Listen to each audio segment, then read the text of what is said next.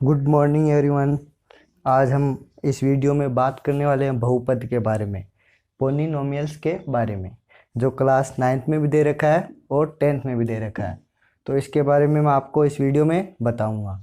तो बहुपद जाने से पहले हमें सबसे पहले ये पता होना चाहिए कि बीजगणितीय व्यंजक क्या होता है। ये जो बहुपद होते हैं ये बीजगणितीय के अंतर्गत ही आते हैं, जो बीजगणित होती है उसके अंतर्गत आते हैं। तो सबसे पहले बहुपद को जानने से पहले हमें जानना होगा बीजगणित ये व्यंजकों के बारे में। बीजगणितीय व्यंजक ये क्या होते हैं? बीजगणित क्या है? बीजगणितीय व्यंजक इंग्लिश में इनको बोलते हैं एल्जेब्रिक एक्सप्रेशंस। एल्जेब्रिक एक्सप्रेशंस इनके बारे में जानना जरूरी है। तो जो बीजगणितीय व्यंजक होते हैं ये दो प्रकार के होते हैं। कितने प्रकार के? दो प्रकार के। पहला व्यंजक तो होता है चर। कौन सा? चर। दूसरा अचर। चर और अचर। जो चर होता है इसको इंग्लिश में बोलते हैं वेरिएबल। क्या बोलते हैं? वेरिएबल। और अचर होता है इसको इंग्लिश में क्या बोलते हैं? कांस्टेंट। कांस्टेंट। अब वेरिएबल और कांस्टेंट क्या है ये जानना जरूरी है। देखो, जैसे वेरिएबल होता है ना, वो बदलता रहता है उसका मान, चेंजेबल। वेरिएबल का मतलब वेरी, जैसे वेरी करना हम नहीं बोलते क्या? जैसे मेरे तो इस बार मार्क्स पिछली बार 80 आए थे, इस बार 82 आ गए, फिर 72 आ गए, हर बार बदल रहे हैं ना, इसका मतलब वेरिएबल मतलब चेंज, बदलते रहना। तो बदलते रहना हो गया वेरिएबल। मतलब जो चर होते हैं ना उनका मान बदलता रहता है। ठीक है। उसके बाद में आते हैं अचर। अचर कांस्टेंट। कांस्टेंट क्या होते हैं? जैसे कि अब पिछली बार मेरे मार्क्स आए थे 5, इस बार भी 5, ये चेंज नहीं हुआ ना। मतलब ये जो नंबर्स होते हैं ना, पूर्णांक बोलते हैं जिनको, इंटीजर्स। क्या? इंटीजर्स। जो इंटीजर्स होते हैं ना वो सारे क्या होते हैं? अचर होते हैं। इंटीजर, पूर्णांक। इनको हिंदी में क्या बोलते हैं? पूर्णांक। ये जो भी आते हैं वो सारे क्या होते हैं? अचर। जैसे 2 है, 5 है, इनकी वैल्यू फिक्स रहना चाहिए। कोई भी सिचुएशन हो हमेशा फिक्स रहता है, इनको चेंज नहीं किया जा सकता। तो ये अचर हो गए। जैसे बेसिकली हमारे जो सिलेबस में अचर वो कौन कौन से होते हैं? चर्स तो जैसे एक्स, वाई और जेड के रूप में रिप्रेजेंट किया गया है, और कभी कभी टी से भी कर देते हैं, यू से भी कर देते हैं। ठीक है। तो ये जो भी दे रखे हैं वेरिएबल ये होते हैं X Y Z T U, mainly X Y Z होते हैं जिनका मान बदलता रहता है। इंटीजर आप समझ गए, पूर्णांक। जो भी पूर्णांक होते हैं वो अचर होते हैं, उनका मान फिक्स रहता है। इतनी बात समझ में आई। अब इसको जैसे किसी दूसरे एग्जाम्पल से समझाऊँ मैं आपको कि चर और अचर मतलब वेरिएबल और कांस्टेंट क्या है। जैसे एक महीना होता है, जनवरी महीना लो। कौन सा लिया? जनवरी। इसमें जैसे फर्स्ट डेट है 01 और अपने चल रहा है 2020। तो देखो ये हो गया। अब अगले में तारीख क्या लिखेंगे? 2। ये भी सेम और ये भी सेम। ये जो डेट है वो चेंज हो रही है ना, बाकी तो सेम। देखो ये चेंज, ये भी चेंज, ये भी चेंज, और ये बाकी कांस्टेंट। मतलब जो मंथ होता है उसमें डेट होती है ना, वो तो किसका काम करती है? वेरिएबल का। और जो ये दे रखा है जनवरी, मतलब एक 01 और 20, जो ये रहे, ये दोनों क्या है? अनचेंज मतलब कांस्टेंट। इनको क्या कहेंगे? अचर। इतना समझ में आया? इसका स्क्रीनशॉट लो, उसके बाद में आगे बात करते हैं।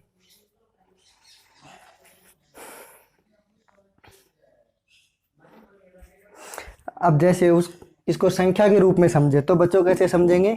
जैसे कोई बीजगणितीय समीकरण होती है। अब बहुपद क्या होता है उसके बारे में बताऊंगा मैं आपको।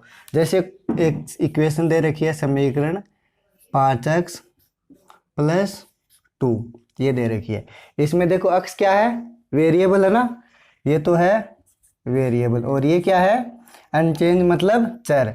ये चर है और ये क्या है? ये तो अचर है। और ये क्या है, चर मतलब वेरिएबल, और ये क्या है, ये भी एचर है। मतलब चर और एचर से मिलकर क्या बनता है, बहुपद बनता है, बीजगणितीय समीकरण बन जाती है। इतना समझ में आया। अब जैसे अक्स का मान हम किसी क्वेश्चन में 1 ले लेते हैं, किसी में 2, हमेशा कुछ ना कुछ अलग आता रहता है, बदलता रहता है। तो ये हो गया बीजगणितीय व्यंजक एक।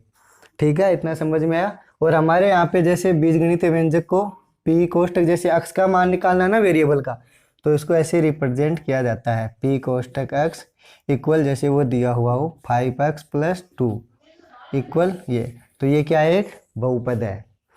इतना समझ में आया। स्क्रीनशॉट लो, आगे बताता हूँ फिर। अब आगे बताता हूँ। बहुपद का मतलब पॉलीनोमियल्स हो गया। आपको मैंने व्यंजक के बारे में बता दिया, जो बीजगणितीय व्यंजक होता है। इसके बाद में जैसे कोई मैं आपको एक क्वेश्चन बताता हूँ, उसमें समझाता हूँ एग्जाम्पल के थ्रू। 5x² + 2x + 2 इक्वल 0 मान लो समथिंग। तो देखो, अब ये होता है ना, इसमें जैसे इसकी घात होती है, ये हमेशा इंटीजर में होनी चाहिए। मतलब इंटीजर मतलब पूर्णांक, और पूर्णांक भी कौन से, रेशनल नंबर वाले, रेशनल नंबर। ये जो घात होती है ना, ये क्या होती है, रेशनल नंबर। अब रेशनल नंबर जानते हो आप, जिसे p/q के रूप में लिखा जाए, उसे क्या बोलते हैं, रेशनल नंबर।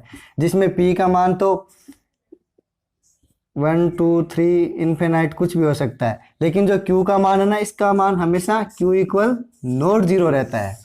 इसको बोलते हैं रेशनल नंबर, रेशनल नंबर। तो अक्स की जो घात होती है ना, वो रेशनल नंबर में होनी चाहिए, ये बात जरूरी है। रेशनल नंबर जैसे 1/2 भी हो सकती है, जैसे घात यहाँ पे 1/2 भी हो सकती है, 3/2 -5/2 कुछ भी हो सकती है। लेकिन जैसे √2 है, √3 है, ये रेशनल नंबर नहीं है ना, इनका वर्गमूल नहीं निकलता ना रूट, इसलिए ये नहीं लिख सकते यहाँ पे।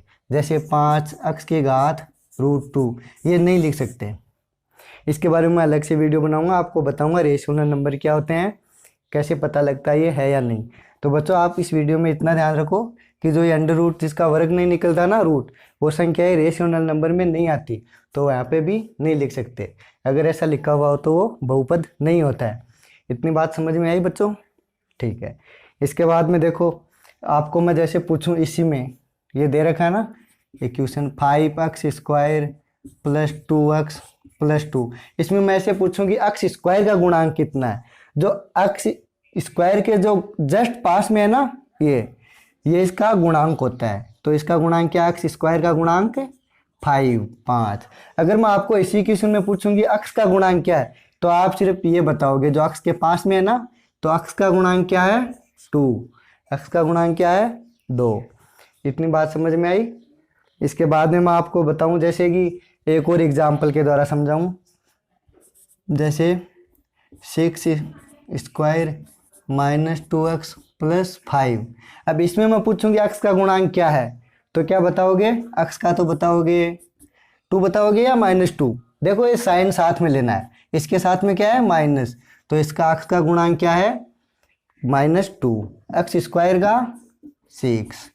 इतना समझ में आया।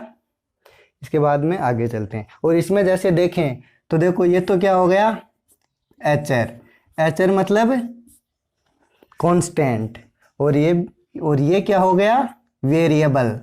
वेरिएबल का मतलब जो चेंज होता रहता है, एक्स की वैल्यू चेंज होती रहती है। मैंने बताया था ना, देखो एक्स, वाई और जेड हमारे ये काम में लेते हैं वेरिएबल, और बाकी जैसे ए बी सी ये हो ना, इनको बोलते हैं कांस्टेंट। चलो, इतना समझ में आया। इसके बाद में आगे चलते हैं, स्क्रीनशॉट ले लो।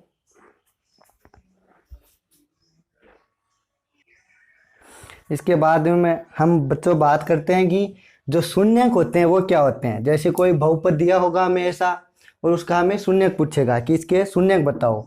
तो एक बात बताऊं, जैसे रेखीय समीकरण होती है ना, रैखिक समीकरण, रैखिक समीकरण कौन सी होती है, जिसमें स्क्वायर नहीं हो, सिर्फ क्या हो, x की घात 1 हो, जो वेरिएबल दे रखा हो उसकी घात कितनी हो, 1। जैसे इसमें 1 है ना, तो ऐसी जो भी समीकरण होगी उनको क्या बोलेंगे, रेखिक समीकरण, रेखिक बहुपद। तो इनका जो वेरिएबल होगा ना अक्स, उसका जो शून्यक होगा वो हमेशा क्या आएगा, एक। एक मीन्स मतलब एक ही संख्या आएगी। जैसे अक्स का मान तो कुछ भी आ जाएगा, 2, 5, 100 कुछ भी, लेकिन वैल्यू एक ही आएगी। ठीक है, ये तो चेंज हो सकता है, 2, 5 कुछ भी आ सकता है, 6, 7, लेकिन उसका शून्य कितना होगा वो एक ही निकलेगा, जैसे मैं बताऊंगा आपको। और अगर कोई द्विघाती समीकरण होगी, द्विघाती समीकरण, उसके शून्यंक कितने होंगे, शून्यंक उसके होंगे 2। जैसे इसमें समझे हम, इसमें आपको मैं समझाने की कोशिश करता हूँ।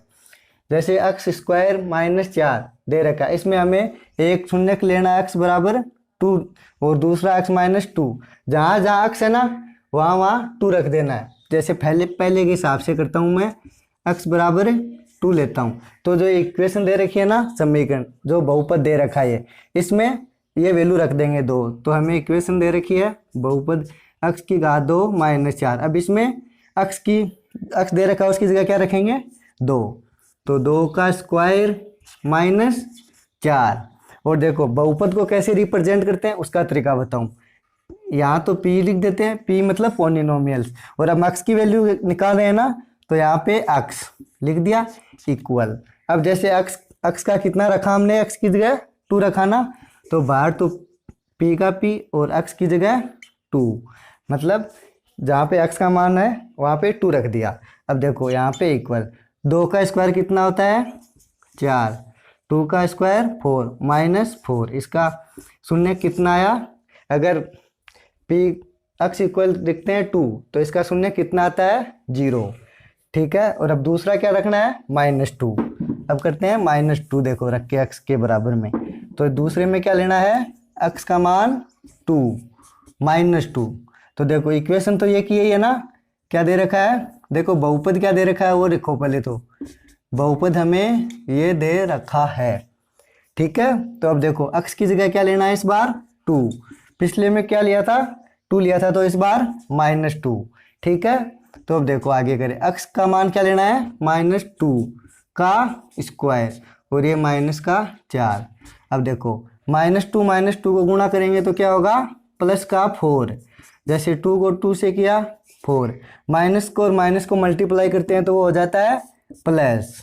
तो ये तो हो गया 4 और ये भी हो, पहले से 4 था, तो इसका भी मान क्या आया 0। तो देखो ये वैल्यू अलग अलग थी ना, लेकिन शून्य कितने आए दोनों 0।